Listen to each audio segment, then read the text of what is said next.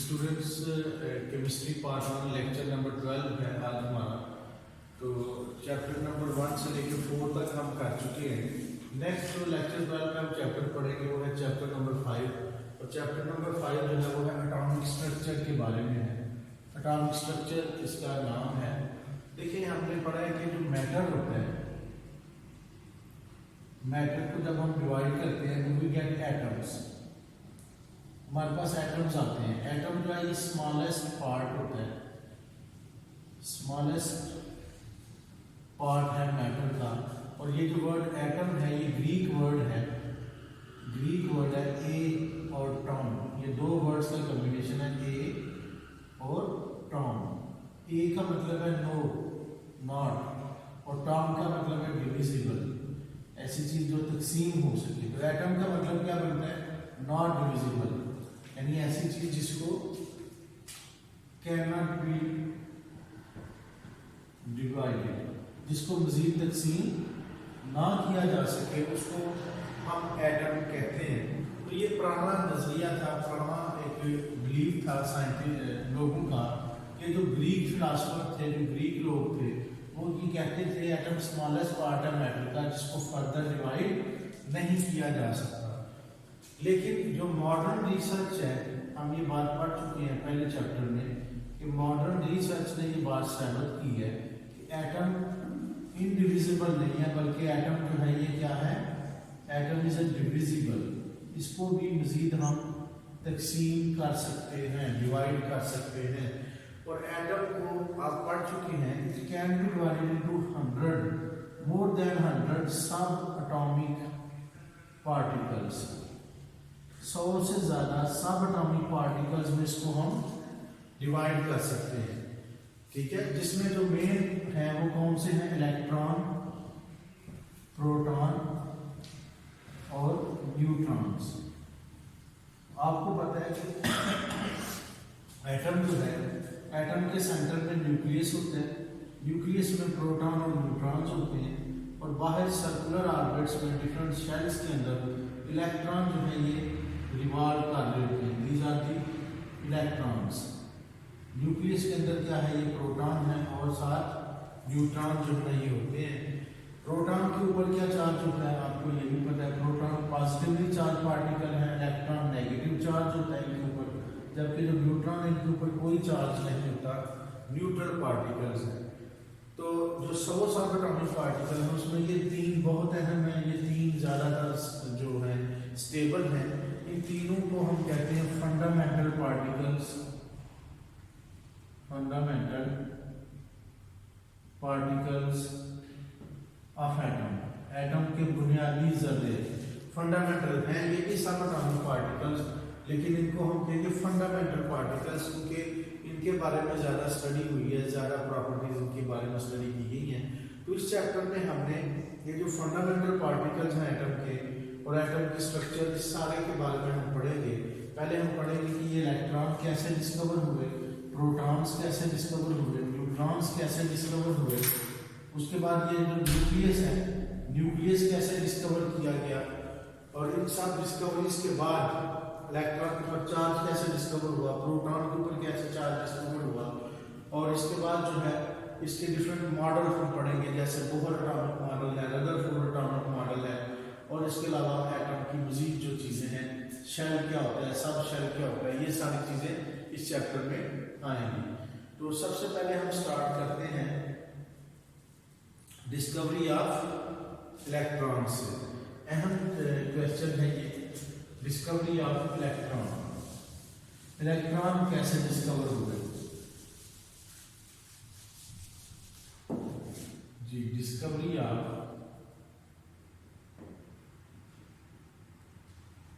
Electrons. Electron कैसे discover हुए थे? देखिए बेसिकली डिस्कवरी ऑफ इलेक्ट्रॉन या cathode rays, cathode rays.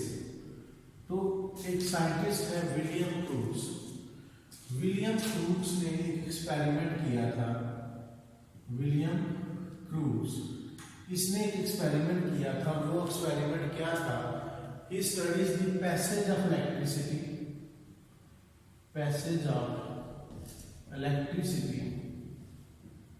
through gases. Gases में से करंट गुजर सकती है कि नहीं गुजर सकती, ये काम कर रहा था। देखिए हमें पता है कि एक तार है, वायर जो है ये क्या होती है, वायर एक सॉलिड है, सॉलिड में करंट गुजरती है। जैसे कॉपर है, कॉपर की तारें होती हैं आपके घरों में, वायरिंग गुजरती है, उन तारों के जरिए से करंट गुजरना होता है। लिक्विड में से भी करंट गुजरती है। लिक्विड जो है उसके अंदर जो है ना आयंस होते हैं, और आयंस की मदद से लिक्विड के अंदर करंट गुजरती है। लेकिन क्या गैसेस में करंट गुजरती है कि नहीं गुजरती, ये स्टडी करना चाह रहा था विलियम क्रूक्स। और इसके लिए उसने एक एक्सपेरिमेंट डिजाइन किया। उसने एक डिस्चार्ज ट्यूब एक्सपेरिमेंट उसको कहते हैं, डिस्चार्ज ट्यूब एक्सपेरिमेंट। इस एक्सपेरिमेंट में उसने क्या किया था, इस एक्सपेरिमेंट में उसने डिस्चार्ज ट्यूब यूज की थी। डिस्चार्ज ट्यूब क्या होती है, डिस्चार्ज ट्यूब एक सिंपल एक ग्लास ट्यूब होती है। This is a glass tube, glass की ट्यूब है, ठीक है, जिसके अंदर क्या होते हैं, दो मेटेलिक इलेक्ट्रोड्स इसके अंदर सील्ड होते हैं। यानी इसके अंदर दो मेटेलिक इलेक्ट्रोड्स जो है ना हमने वो लगाए होते हैं, और इन मेटेलिक इलेक्ट्रोड्स को क्या किया जाता है, these metallic electrodes are connected to high voltage, यानी इसमें इसके साथ बैटरी अटैच कर देते हैं। अगर मैं यहाँ पे डायग्राम बनाऊं डिस्चार्ज ट्यूब की, तो कुछ इस तरह से इसकी डायग्राम है। देखिए ये है डिस्चार्ज ट्यूब, सिंपल सी हम डायग्राम बना लेते हैं डिस्चार्ज ट्यूब की। This is the discharge tube, ठीक है। ये इसके अंदर ग्लास की ट्यूब है, इसके साथ वैक्यूम पंप भी कनेक्टेड है। यहाँ पे वैक्यूम पंप है ताकि एयर को कम ज्यादा किया जा सके यहाँ से। This is vacuum pump. यहाँ पे इसके अंदर दो इलेक्ट्रोड हैं जो उसके अंदर सील हुए हुए हैं। मेटल की प्लेट्स हैं, लोहे की हो सकती हैं, कॉपर की हो सकती हैं, और इन मेटल प्लेट्स को हाई वोल्टेज के साथ कनेक्ट किया गया है। These metal plates are connected to high voltage, यानी बैटरी के साथ कनेक्ट किया गया है। यहाँ पे एक बैटरी है पॉजिटिव, और ये नेगेटिव, और ये पॉजिटिव टर्मिनल्स हैं। This is high voltage, high voltage के साथ इसको कनेक्ट किया गया है, ठीक है। अब विलियम क्रूक्स ने ये देखा कि ज़ाहिर है यहाँ पे ये नेगेटिव है, तो ये इस मेटल प्लेट के ऊपर क्या चार्ज होगा, नेगेटिव। ये पॉजिटिव है, तो इस मेटल प्लेट के ऊपर क्या चार्ज होगा, पॉजिटिव चार्ज होगा। जो नेगेटिव प्लेट है इसको हम क्या कहेंगे, इसका कैथोड। जबकि जो पॉजिटिव प्लेट है इसको हम क्या नाम देंगे, एनोड का नाम देंगे, ठीक है।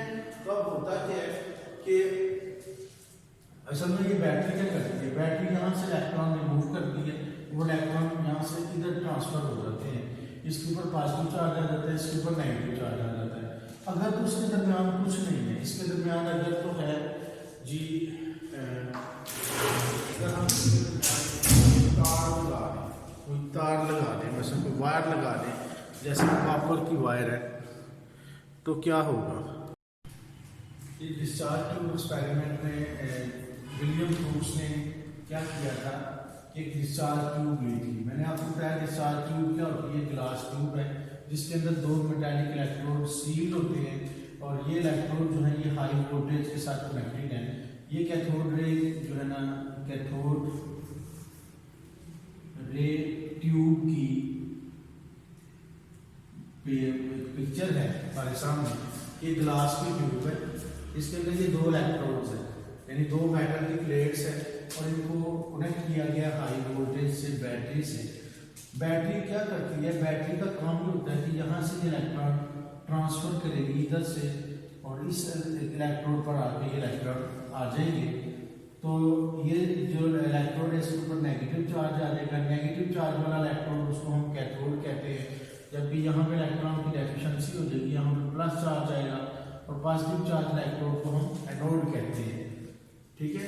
इसके अंदर क्या है, अगर तो देखें यहाँ पे आपका सर्किट जो है ना ब्रेक हो चुका है, अगर यहाँ पे कोई तार वायर कनेक्ट कर दे इसको तो ये सर्किट कंप्लीट हो जाएगा, इलेक्ट्रॉन इधर से इधर मूव करेंगे तो सर्किट कंप्लीट हो जाएगा, करंट गुजरना शुरू हो जाएगी। लेकिन यहाँ पे कोई तार वगैरह नहीं है, कोई वायर नहीं है, बल्कि इसकी जगह यहाँ पे क्या यूज किया गया, एक गैस यूज की गई है, और ये गैस कौन सी है, एयर है, हवा है। तो विलियम ब्रूक्स ने देखा कि जब एयर का प्रेशर नॉर्मल है इसके अंदर, तो इसके अंदर से there is no current flows, कोई करंट नहीं गुजरती। फिर उसने क्या किया, उसने वैक्यूम पंप से कुछ एयर बाहर निकालना शुरू की। पहले उसने ये देखा कि जब उसने बहुत हाई वोल्टेज अप्लाई किया, तकरीबन 5000 वोल्ट्स अप्लाई किया, पोटेंशियल डिफरेंस अप्लाई किया, ये बहुत ज़्यादा वोल्टेज है। देखिए जो हमें घरों में करंट मिलती है, बिजली मिलती है, वो तकरीबन 220 वोल्ट की होती है, 220 वोल्ट होती है। अब ये जो पोटेंशियल डिफरेंस है ये बहुत ज़्यादा है, 5000 वोल्ट्स है। तो 5000 वोल्ट अप्लाई करने के बावजूद भी उसने देखा कि इसमें से करंट नहीं पास होगी। ठीक है, फिर उसने क्या किया, एयर को, हवा को रिमूव करना शुरू किया, हवा को रिमूव करना शुरू किया वैक्यूम पंप की मदद से। जो एयर है डिस्चार्ज ट्यूब के अंदर, इसका प्रेशर कम करना शुरू किया by moving the air from the discharge tube. जब उसने देखा कि जो प्रेशर है ना डिस्चार्ज ट्यूब के अंदर एयर का, ये तकरीबन हो गया 0.01 टार, 0. बहुत थोड़ा प्रेशर हो गया, 0.01 टार हो गया। जब इसके अंदर प्रेशर, बहुत थोड़ा प्रेशर है ये, तो क्या हुआ, उसने देखा कुछ उसको रेज नजर आई, वो रेज कैथोड से मूव कर रही हैं और एनोड की तरफ मूव करती हैं।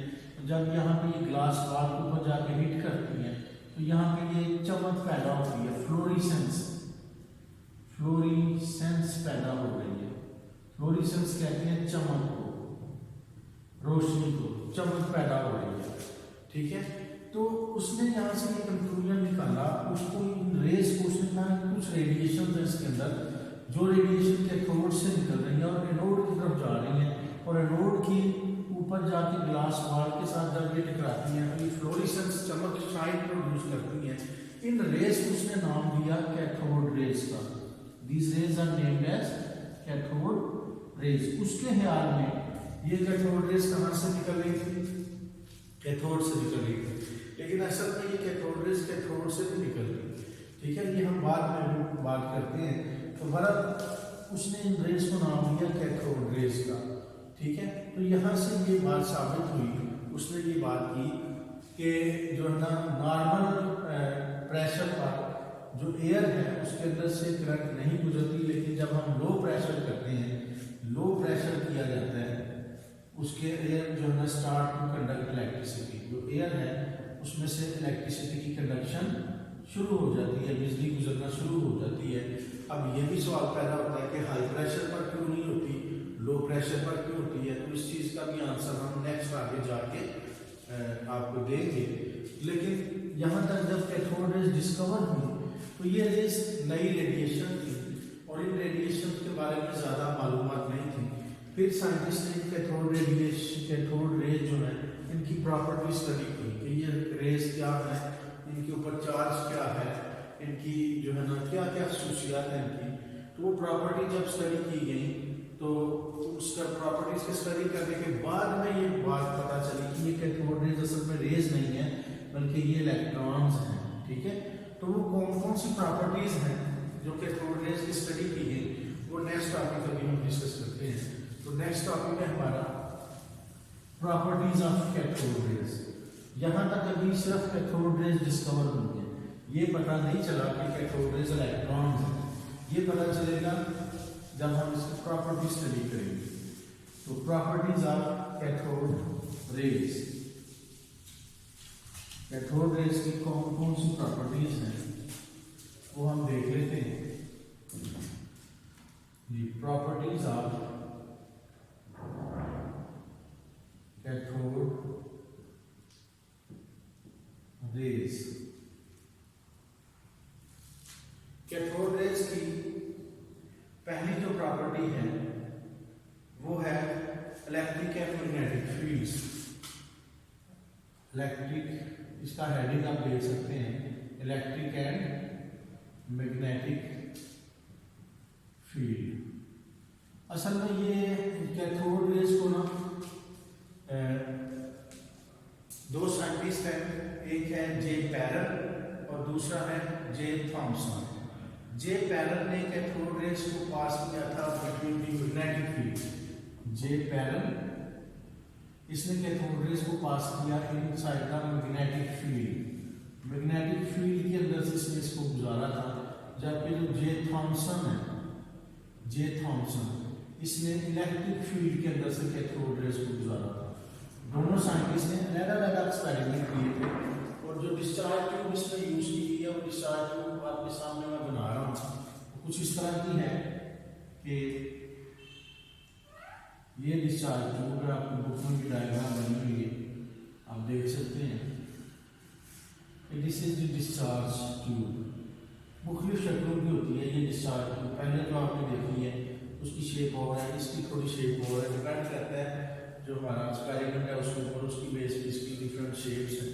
यहाँ पे ये कैथोड है और यहाँ पे ये एक एनोड है, ठीक है, पोरस एनोड है। ये कैथोड है नेगेटिव और ये जो एनोड है हमारा ये पॉजिटिव है। ये इतनी सी कैथोड रे ट्यूब है, बाकी इसकी एक्सटेंशन। तो उसके बाद इसके क्रॉस इलेक्ट्रिक और मैग्नेटिक फील्ड भी लगाए गए हैं। इलेक्ट्रिक फील्ड यहाँ पे शो किया हुआ है, दो मेटल की प्लेट्स लगा दी गई है यहाँ पर। फॉर एग्जाम्पल ये जो ऊपर वाली प्लेट है ये जो है ना पॉजिटिव प्लेट है, ये नीचे वाली प्लेट पे नेगेटिव चार्ज है। और साथ ही यहाँ पे मैग्नेटिक फील्ड इसकी साइड पर ना अगर आप देखें ये आपकी डिस्चार्ज ट्यूब है, ऊपर पॉजिटिव है नीचे नेगेटिव है और इसकी लेफ्ट और राइट साइड पर मैग्नेटिक फील्ड है। कैसे है, यानी यहाँ पे एक मैग्नेट लगा हुआ है। वो मैग्नेट आप इस तरह से शो कर सकते हैं, उस मैग्नेट को यू शेप मैग्नेट लगा हुआ है यहाँ पर। मैग्नेट कुछ इस तरह का है कि उसके दो पोल्स होते हैं मैग्नेट के। मैग्नेट के दो पोल्स हम कौन से पोल्स होते हैं, नॉर्थ पोल और साउथ पोल। ये है इस तरह का मैग्नेटिक फील्ड है यहाँ पर लगाई गई। ये समझ में आप, ये दो पोल्स हैं मैग्नेट के, एक नॉर्थ पोल है और एक साउथ पोल है। दिस इज नॉर्थ पोल, ये साउथ पोल।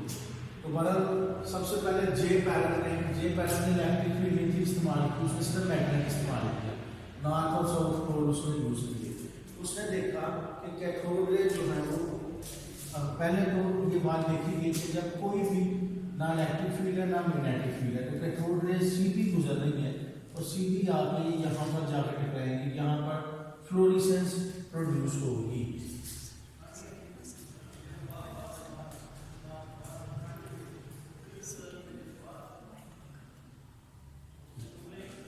उसके बाद जो है यहाँ पर जब खत्म होगी तो देन जो है ना नेक्स्ट जब इलेक्ट्रिक फील्ड लगाएंगे तो जे पैरल ने देखा कि जब जे थॉमसन ने जब इलेक्ट्रिक फील्ड लगाई तो ये जो कैथोड रेज ये पॉजिटिव की तरफ बेंड हो गई और ये यहाँ पर जाके टकरा रही है। इस तरह से जे पैरल ने उनको मैग्नेटिक फील्ड में से गुजारा, मैग्नेटिक फील्ड में गुजारने के लिए साउथ पोल की तरफ बेंड होंगी और यहाँ पर टकराएंगे। तो इनकी जो डिफ्लेक्शन है इलेक्ट्रिक फील्ड और मैग्नेटिक फील्ड में, ये क्या शो कर रही है, ये शो कर रही है कि कैथोड रेज क्या है, नेगेटिवली चार्ज है, इनके ऊपर माइनस चार्ज है, नेगेटिव चार्ज है। क्यों नेगेटिव चार्ज है, क्योंकि ये पॉजिटिव तरफ बेंड हो रही है, that is why they are negatively charge particle. तो पहली प्रॉपर्टी ये बात साबित करती है कि cathode rays are negatively charge particle. कैसे पता चला है, जे पैरल ने इनको मैग्नेटिक फील्ड में गुजारा और जे थॉमसन ने इलेक्ट्रिक फील्ड में से, तो उनकी जो डिफ्लेक्शन है पॉजिटिव प्लेट की तरफ हुई, तो that is why they are negatively charge particle. ठीक है, तो नेक्स्ट लेक्चर में